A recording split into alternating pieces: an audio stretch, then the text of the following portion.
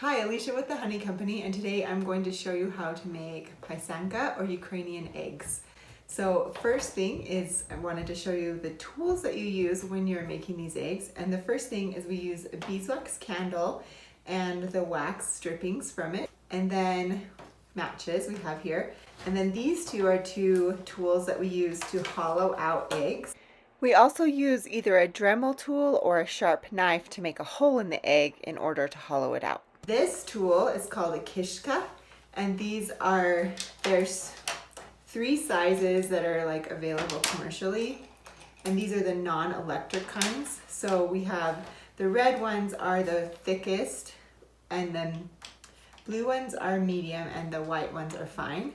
And what happens is that you heat the end of this kishka and it melts all the wax that is attached to it.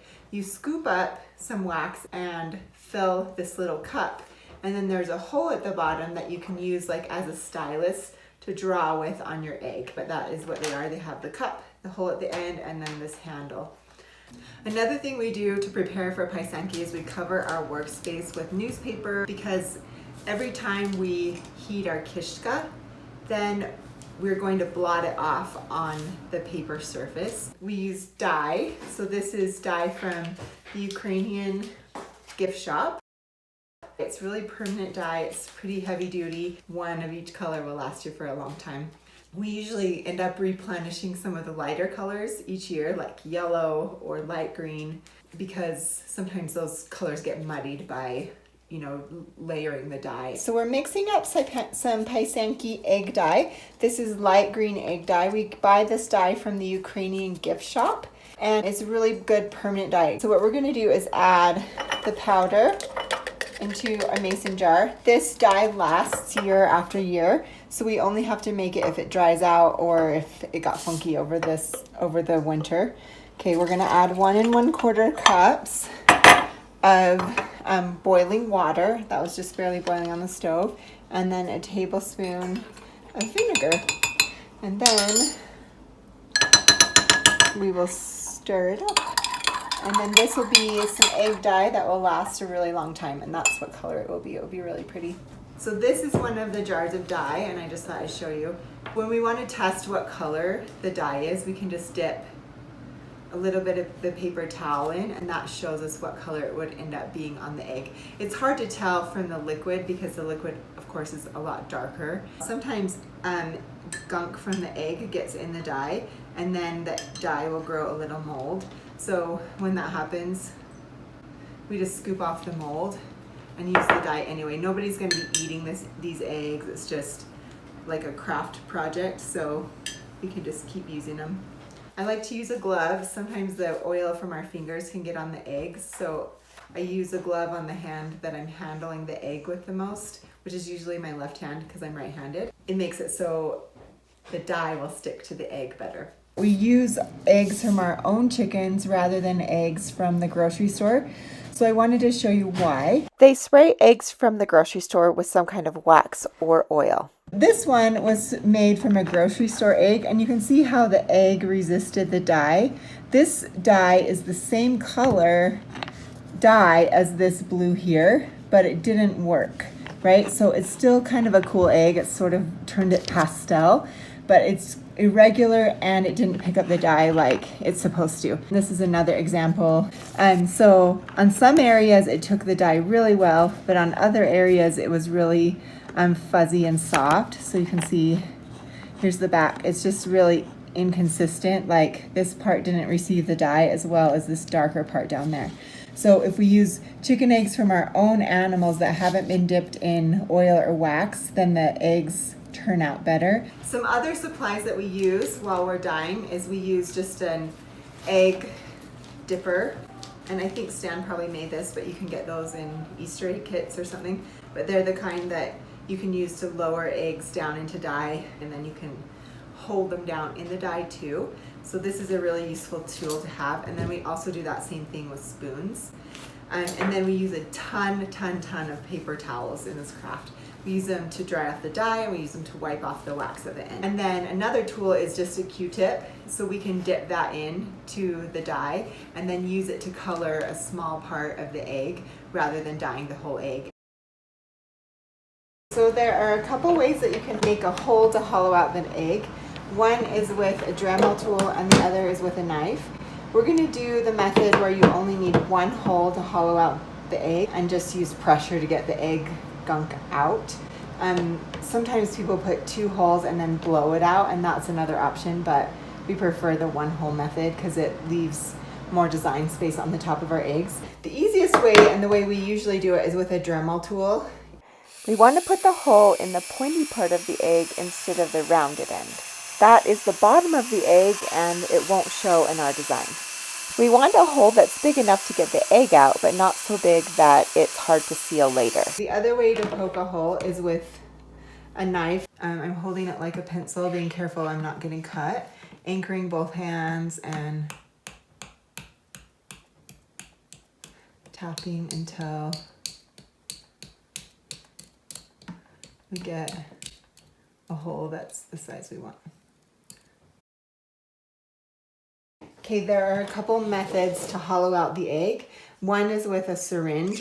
This is like the one you use for like computer ink. So it's not sharp at the tip, it's just a round hole.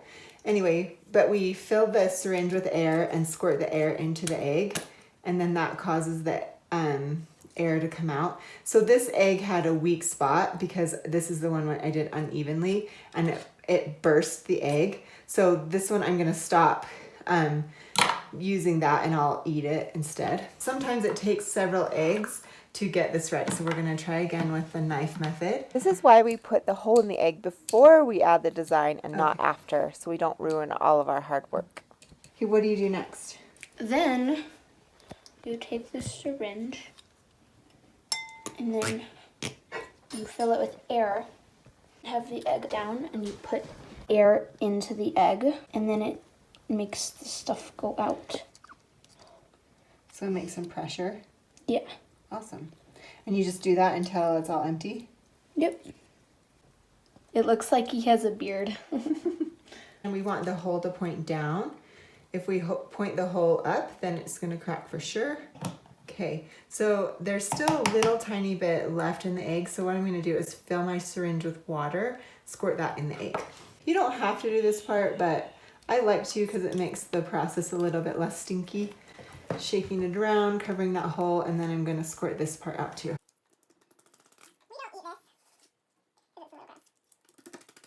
Okay, and then off camera I'm going to rinse it off and we'll have a hollowed egg. I'm going to now hollow out an egg with one of these blower tools instead. So when I do this one, I'm going to stick this inside the egg. I kind of scrambled the egg a little bit. It makes it a little easier to blow because it takes some lung power here. And then I blow.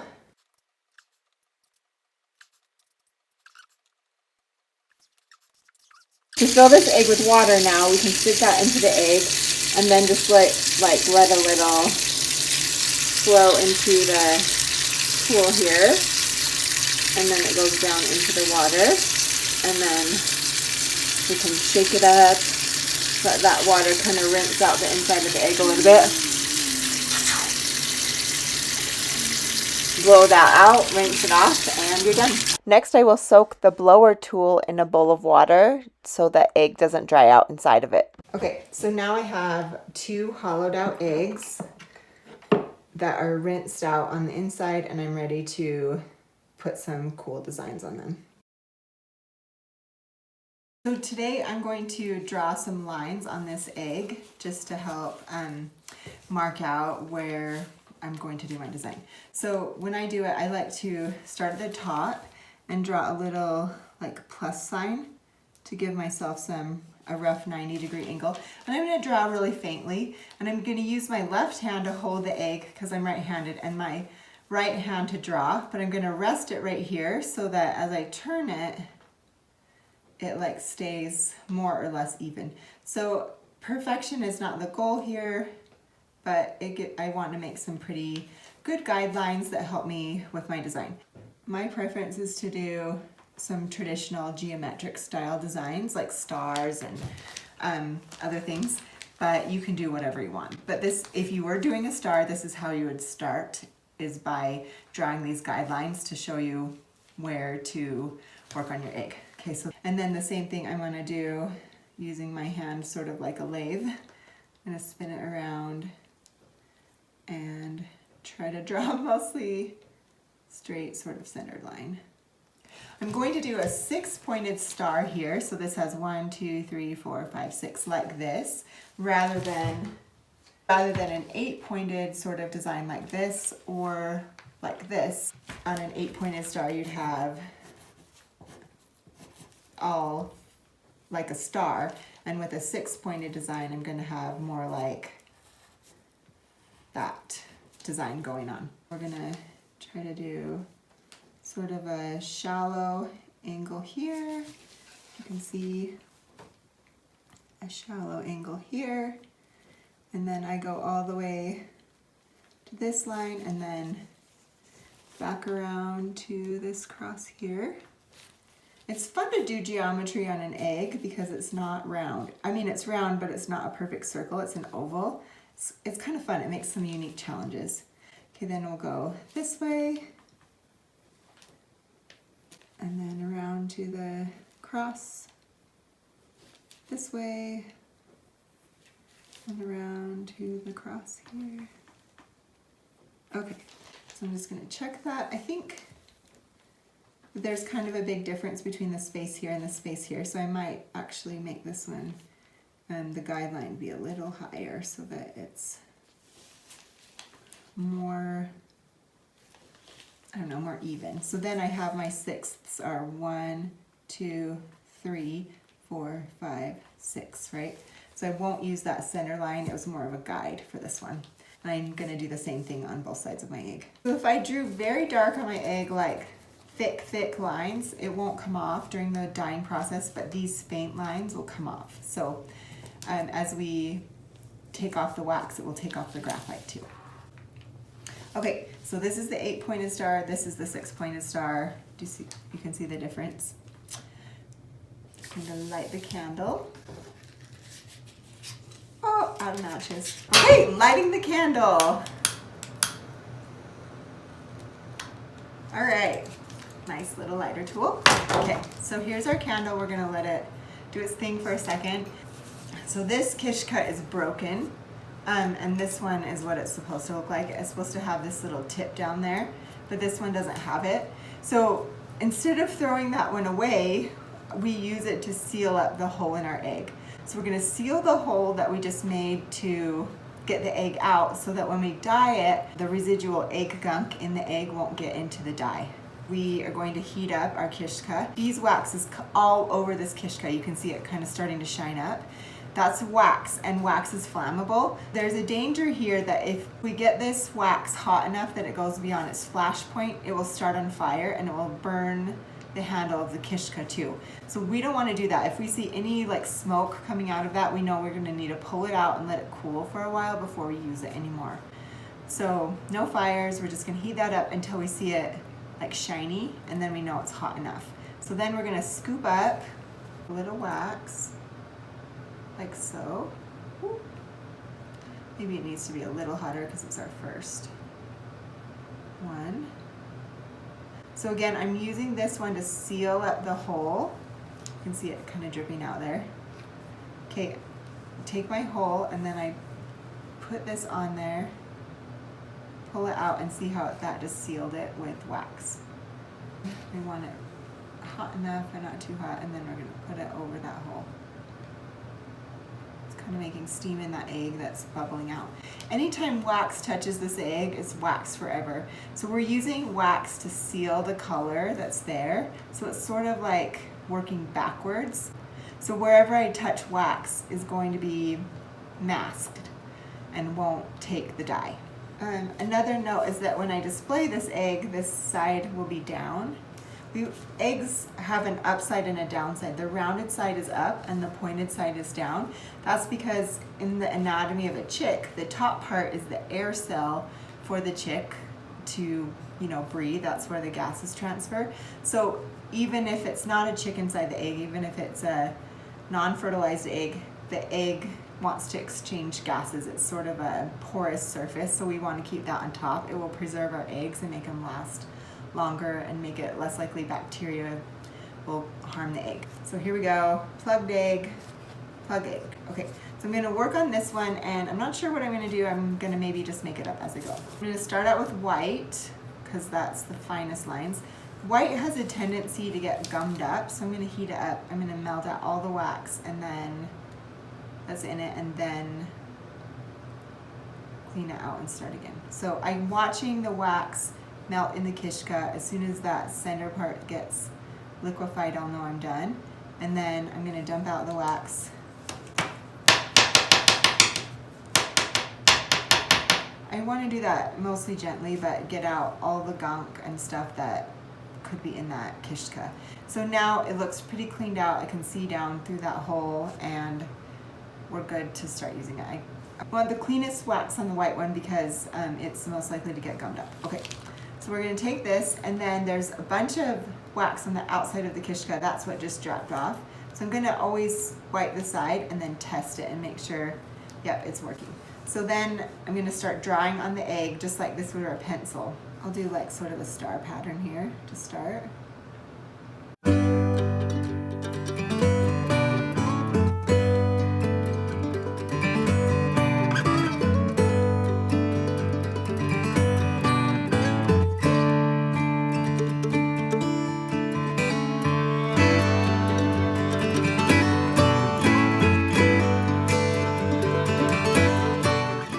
Okay, so I've done 12 lines like that. I'm gonna actually stop the camera and change it to time lapse so that you don't have to watch so much video.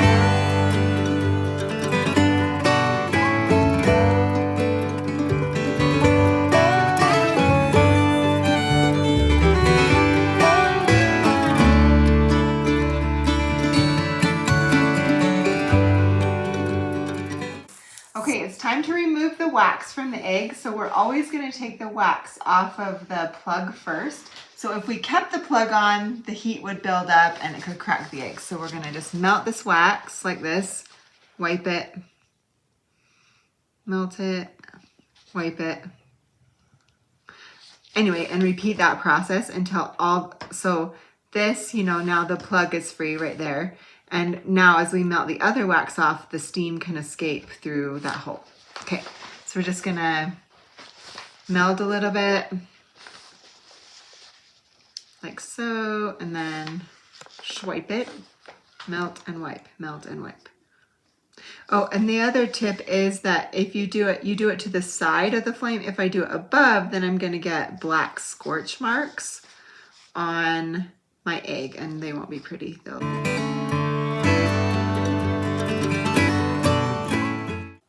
Okay, so there we go. Okay, I've got an egg here with layers of wax and dye that I'm about to melt it all off with.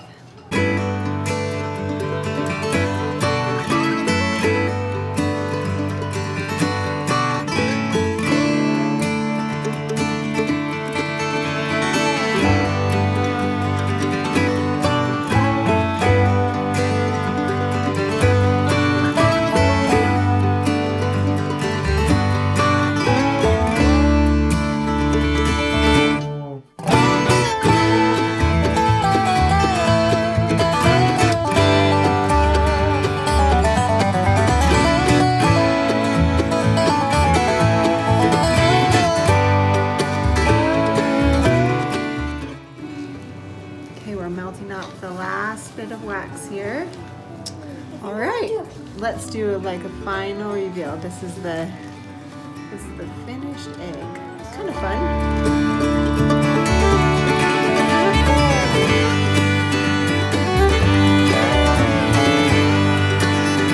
Maybe you've noticed my really cute hexagon earrings here.